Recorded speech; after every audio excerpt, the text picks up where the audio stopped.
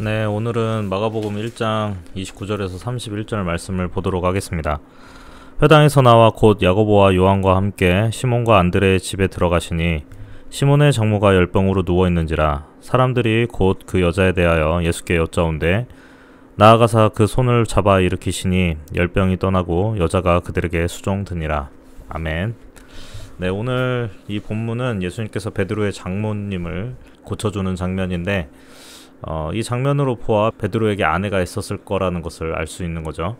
예수님께서 승천하신 이후에 베드로는 아내와 함께 선교를 하기 시작합니다.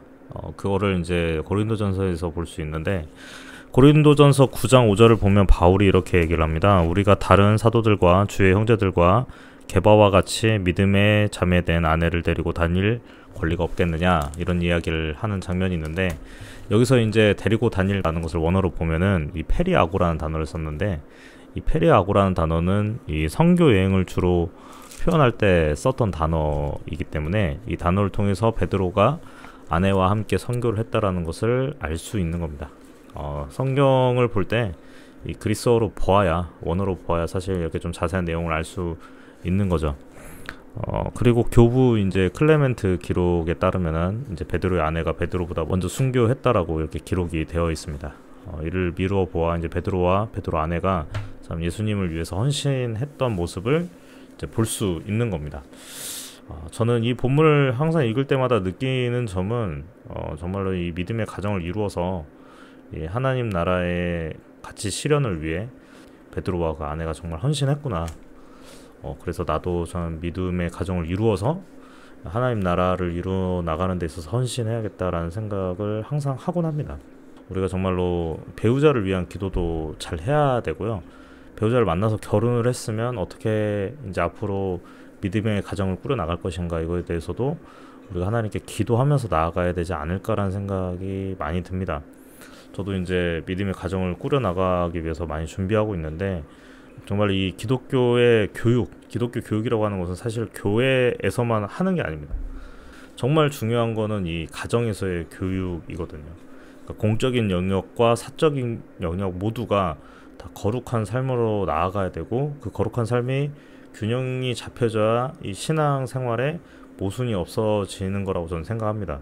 그렇기 때문에 가정에서 부모님이 자녀에게 믿음의 유산을 잘 넘겨주는 것도 너무 중요하고 또 교회 나가서 예배를 드림으로써 또 하나님 만나고 또 말씀을 듣고 배우는 그런 일들도 너무 중요합니다. 그래서 그 밸런스가 잘 맞아야 되는데 어느 한쪽으로 치우치거나 무너지게 되면 사실은 이 균형이 잘 안 잡혀지는 거라고 저는 생각이 듭니다. 그래서 이 신앙생활에 있어서 가정에서의 교육과 또 교회를 통해서 받는 교육이 잘 이루어져야 되는 게 아닌가 그런 생각을 많이 하게 됩니다. 저희는 또 이제 청년의 때를 살아가고 있잖아요. 그렇기 때문에 저희는 이제 연애를 하는 청년분들도 있고 또 이제 결혼을 앞두고 있는 청년들도 있을 텐데 그 연애를 하든 결혼을 하든 그것이 곧 하나님의 영광을 돌리는 일이 되었으면 좋겠다라는 생각이 듭니다. 저희가 목적을 거기에 두었으면 좋겠어요. 하나님의 영광을 돌리는 일에 저희의 삶에 목적을 두고 목표를 두는 거. 그러다 보면 연애와 결혼 또 가정을 꾸리는 이 모든 것들이 하나님 안에서 이루어져야만 사실은 그게 온전한 가정을 이룰 수 있고 온전한 연애, 온전한 결혼으로 만들어지는 거라고 저는 생각이 들거든요. 그래서 베드로가 이렇게 이제 예수님을 만나면서 변화되어서 자신의 가정 안에서도 예수님을 섬기는 일을 잘 했던 것처럼 저희도 사실은 그냥 가정을 꾸리는 게 목적이 아니라 이 땅 가운데 하나님 나라를 실현하는 그 과정 가운데 우리가 작은 힘을 보태는 그리스도인으로서 살아가는 게 매우 중요하지 않나 저는 그렇게 생각이 듭니다. 많은 청년들이 연애와 결혼을 목적으로 살아가지 않았으면 좋겠어요.